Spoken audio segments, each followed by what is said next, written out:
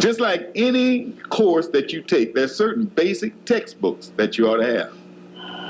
And then, besides the basic textbooks, your professor always tells you, sometimes they give you a list of outside reading that is related that will help you in the course. Okay? But now, how many of you do not have a Holy Quran? Okay. That is number one. Okay. That's number one.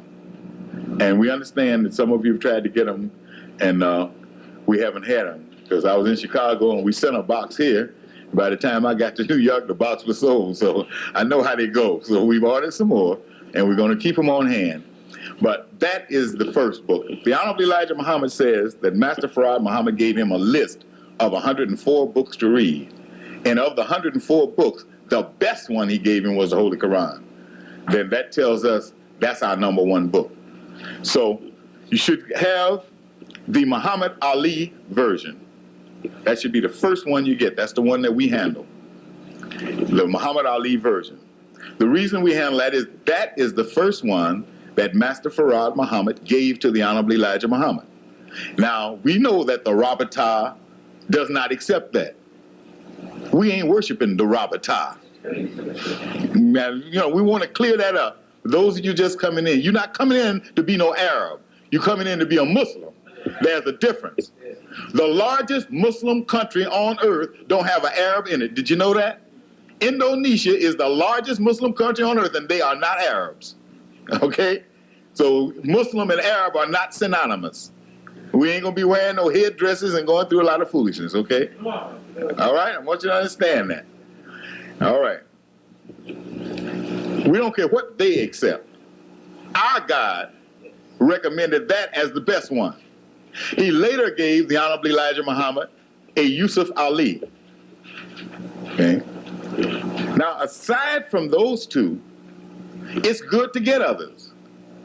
It's good to get others and study them and compare them. You know? So when your money allows and when you run into some others, fine. Get those. The more of them you study, it's just like Bibles. The more of them you study, the better understanding you will get. Okay? Now, as I said, the Muhammad Ali is the primary one. Yusuf Ali is the secondary one. And I've got a Yusuf Ali. I gave away all of the rest of them that I had because I don't like the way that most of them read. It's a funny thing. But, yeah, you know, like it's hard for me to read a Holy Quran that doesn't have Allah's name anywhere in it, you know. And most of you Yusuf Ali, you know, there's no God but God, and, you know, all that kind of stuff, you know. So I took for granted all of them were written like that. And it's just to show you how Allah works. The Honorable Elijah Muhammad went to Pakistan. When he got back, he told me that he had some Holy Qurans coming in. And he said that when they came in, his secretary would call me. And he said, don't wait until I had something to do in Chicago. When I got that call, come get that book. If I didn't come for no other reason. And it happened, that's the way it was. When I got the call, I didn't have any reason to go to Chicago. So what I did was, I went and caught the plane. I was living in Los Angeles at the time. I went and caught the plane, as per his instructions. I got to O'Hare, I rented a car. I drove up to his house and I rang the doorbell. Captain Sharif, the Supreme Captain of the Nation of Islam, opened the door for me. And he told me, well, come on in and sit down. He said, the messenger's in a meeting. I said, I didn't come to see the messenger. I came for my book. He said, oh, okay. I know what you're talking about. I stood in the hallway. I saw the Honorable Elijah Muhammad sitting in his dining room in a meeting with some Arabs. Man. And, you know, I think he kind of looked around and nodded, but that's as far as that, and didn't even exchange words. Captain Sharif came in with my Holy Quran. I thanked him, gave him the greeting. I went and got in my car, went back to the airport, turned it in, got on the plane, and went back to Los Angeles. And still was too dumb to see this had to be an awful important book for this man to have me to do that, you know? Still, I never read the book. I never opened the book. You know? It's in the early 60s. I never opened the book. So, it must have been last year, or maybe earlier this year. No, it was last year. I had kept the book. The book had been stored in somebody's wet basement. It was in 2 boxes. The boxes had rotted all off, but the book was in perfect shape. Didn't even get damp, you understand? I still ain't opened the book. Brother Edward Muhammad in Atlanta came to my house one night and told me he wanted to check something out and asked me did I have a Yusuf Ali version of the Quran. I told him I got one. I got rid of all of the rest of them. And the only reason I kept this one is because the Lord gave it to me. So I went back and got it, and he opened it up, and he laughed, because sure enough, when he opened it, it cracked. You know how a new book, it's 20 years later, he opened up the book, and the book cracked. So he really laughed. And I had told him why I didn't like Yusuf Ali. He said, Brother Allah, have you ever looked in this book at all? I said, no. He said, take a look at it. And I looked in it, and it starts off in the name of Allah. I said, God, you know. And so, so for that reason, although I love the Muhammad Ali version, and that's the one I study most of the time, I know I've got to study this one, this particular one. I haven't seen another one like it. And the others I had were in 2 volumes and everything. It's in 1 big volume. And I still have not really stopped going through. I've looked through it, but I haven't really studied it. So I know I've got to study that particular book, because it was given to me for a particular purpose, and I don't know what yet. But those 2 books, those 2 Qurans, make sure that you have those, okay? Have yourself at least 1 good Bible. Now, my recommendation is that the first Bible that you get should be a King James Version. And the reason is because most of our people, that's the Bible that they deal with. And that's where we want to operate. There's no sense in you getting a New World Translation or something from the Jehovah's Witnesses, and that's only 1% of our people or something. That wouldn't make sense. It's good to get that later on when you want to deal with the JWs. I mean, that's fine. You understand? But to deal with the mass of our people, let's go where the mass of our people are. And as I've often said, if a man dies and you bury him in New York, you can dig all over Philadelphia. You'll never get him. You've got to go and dig where he's buried. Okay? So get you a King James. And then once you get a King James, if you want to be more scholarly and really understand more, try to get as many different versions as you can. The Layman's Parallel Bible that most of you have seen me teach with most of the time is excellent, because it has 4 versions laid right across the page so that you can compare them as you go. And the King James is one. It begins with the King James. It's got the 4 most popular versions, but that's something for you further down the pipe. Okay, but make sure that you have a good Holy Quran, at least the Muhammad Ali, if possible, Muhammad Ali and Yusuf Ali. Read the footnotes. I know some crazy folks. Really, been in Islam a long time and will tell you don't read the footnotes. Yeah, it's crazy. No, read the footnotes, read the index, read the introduction, the preface, everything in there, because it's information. Doesn't mean, in fact, as I say, you don't have to agree with everything in the footnotes. That's their interpretation. That's why it's good to get different versions. And you see that one man's footnotes will not agree with the other man's footnotes, and understand why they interpret them differently. Why does Muhammad Ali translate Zodaka in chapter 20, verse 102, on the day when the trumpet is blown, we shall gather the guilty blue-eyed. And why does Yusuf Ali say we shall gather the guilty blear-eyed? Read their explanations, Don't just argue one way or the other and don't have knowledge. Read both of their explanations. Why do you say it's this, and why do you say it means that? Okay? Message to the black man is a necessity.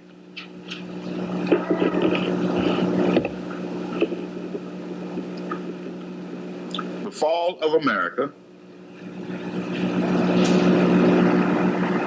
How to Eat to Live, volumes 1 and 2. Now, there's a book that's out of print that we've got to somehow get back in print, because it's very key. Many of the early study guides refer to the book because it's so key to our study, and yet most of us don't. How many people in here have a copy of This Is the One? See, majority don't have it. See, that's a book we've got to really get printed. we've got to talk to the printer. I saw the printer again a couple of weeks ago. He's still alive. But that's a book we've got to get back in the press. Okay? And now there's one book that we're going to order here in New York, and we want.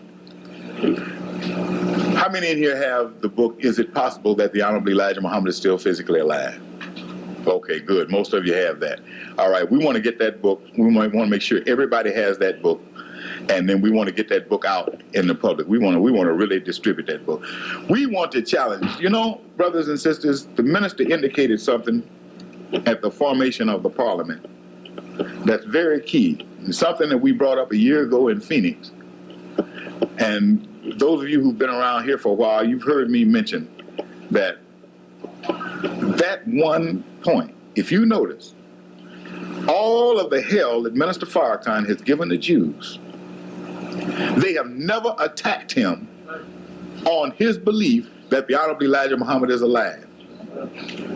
Now, don't you know that if they thought they had something to fight with, they would love to jump up on international television and say, look at here, this Farrakhan guy thinks Elijah Muhammad's alive. He's alive. They got to be scared the fact that they don't do it. They know that's what he teaches. They have printed it in their papers, but they don't repeat it too often. Hey? They don't want to challenge it. Well, hey, you've been out on them streets. You got the edge, press it. We don't sit back and say, well, see, he don't challenge me. No, let's put it out there. Let's rub his nose in it. So, yeah, he lives. He's alive. Oh, yeah. Ain't gonna let him slide away that easy and hide. No, we want to put it out there. This is also a test for us. The reason he brought it up, because some of us are weak in our belief. And we don't understand that that's the difference in our salvation and our lack of salvation, is that one thing. Let me tell you something, brothers and sisters. Don't you know that if you read the Gospels and you see those sorry disciples of Jesus, and they were sorry, weren't they? You ain't never seen them do a lick of nothing long as Jesus was with them, did you? They were weak. That's the one thing that was wrong with all of them, their faith. If you notice how often Jesus would say to them, oh, ye of little faith. Now these his disciples, he keep telling them that they ain't got no faith. He went out and walked the water, told Peter, come on. Peter got out there and started singing. He said, oh, ye of little faith. There's nothing make him fail but his lack of faith. But they never had no faith. And they never got any job done. Show me anywhere in Matthew, Mark, Luke, or John where any one of the disciples, he didn't have just 12. Oh no, read it carefully. He had a bunch of them. When he started telling them what the job was, that's when he wound up with 12. Oh yeah. The Bible says many walked away and never walked with him again. When he sat telling them what they had to go through to inherit this kingdom, got split. They said, hey baby, we've been friends through thick and thin. You getting pretty thick. We got to thin out. Right. At one point, he had 120. They numbered 120. At one point, you remember, he sent 70 of them out. He had a whole bunch of disciples. But check this. In Matthew, Mark, Luke, or John, name one disciple that ever made one convert. They never raised nobody. All of them put together, like I said, they sent 70 out and 70 came back. Some of them cats had to be married. That means none of them even brought their wives back. They didn't raise nobody. But look at this. From the book of Acts on, you saw these fiery disciples, these apostles of God, going all over Asia. And everywhere they go, they were raising up followers, bringing them to the banner of Jesus Christ. What was the difference? What happened to them that they now had the zeal and the fire to raise the dead that they couldn't do it before? Because everything about Jesus, they could prove it. They saw him with their own eyes healing the sick and opening the blind's eyes. They saw that. They didn't have to have no faith in nothing. Everything they did, they could do on knowledge. So that means their faith was never developed. They never had to develop any faith in him because they could prove everything. It was right before their eyes. But after the crucifixion, their article of faith was, he lives. That was the first time they had ever had an article of faith to unite on. And since all of them united on that one article of faith, belief that the Christ was risen, they had the religious zeal to put it into the hearts of other people and raise the dead. We never had an article of faith. In Islam, we were the baddest debaters that the world ever saw, because we could lay it on the table and we could prove it mathematically in no limit of time. Couldn't we? Y'all used to see us do that thing. We would rip anybody apart that challenged this teaching. And we could lay it out there. We could run them in the ground with every kind of proof in the world. And there was nothing that we could stand on and just say, no, we can't prove it, but I'll die believing it. Therefore, we didn't have that missionary zeal. The people that we were supposed to be raising up, we were raising up people just like us, weak in faith. So we built a whole nation of people with no faith. Here we are, supposed to be a people going to God with no faith. So today we have an article of faith. And since that is the difference, that is the key, the difference between success and failure as proven by the Bible, then we know that we need to nurture that more than we nurture anything else. Okay? And this is why I'm saying we need to press that thing. We need to press it for us. You know, you ever been in one of them, you about to have a rumble, and you scared, but you talk some courage into yourself. You talk so bad, you get brave for real. You understand? That's right. And especially when you see the enemy start flinching, you say, hey, I really am kind of mean. Hey, you pumping it into yourself. But this is how we have got to nurture. We say we believe it, then we get back and we get our little doubt and say, well, even if Honorable Elijah Muhammad is dead, I still believe Minister Farrakhan. No. That's right, it ain't gonna work at all. As Minister Farrakhan pointed out, if Honorable Elijah Muhammad wasn't alive, he couldn't do what he's doing. Couldn't no dead man back up Minister Farrakhan and have him doing the things he's doing. Don't you know that? No way in the world we could be in the name of a dead man trying to get this thing going with the heavy enemies. What dead man could hold them off of our heads? No, he lives. They know he lives. That's why they keep their mouths shut. We want to force them. Force them. Put a chip on our shoulder. Knock it off. That's right. We want to do that. But see, they want to deal with everything else. Let's make them deal with that. Let's make them deal with the physical aliveness of our Christ. Tell them, yeah, he beat death. The Bible said he beat it. The Holy Quran said he beat it. Except the Holy Quran ain't quite as spooky as the Bible's interpretation. Holy Quran kind of tell you how he beat it. Understand? Then the history of Muhammad, especially the one by Washington Irving, tells you how, again, gives you a little key about how he does it. You know? But he beat death. He didn't die. That's the difference. In the Christian teaching, they teach you that Jesus died and rose again. That's a picture of us who died and are now rising again. But in the Holy Quran, it said he was made to appear dead to the Jews. To the Jews. Because they're the ones wanting him dead. Hey? All right. So that is one textbook I want you to study. Now we're getting another one in that most of you are aware of. It's ready now, and we're sending for it this week. That is a companion piece, in my opinion, to that particular book. And that's the one, Christ Was Not a Jew. Yeah, they're printed up. I asked you, do you wanted them? You said yes, so we had them printed up. And we don't know how soon they'll be here, but we're going to send for them this week. And they'll get them in here as soon as possible. But reading that, and Is It Possible by Brother Jabril, I mean, you really ought to get a picture, I think, of exactly where our Lord is, well, not physically where, geographically where, that doesn't make any difference. But when I say where he is, here as opposed to in a grave somewhere, you know, and what the importance is to the Jews, since the Holy Quran said it was to the Jews that he had to appear dead, you know, and here we are battling the Jews today. Okay? Those two books together, I think, will give you some insight on it. And there are various other books as we go along on the outside that we will be dealing with.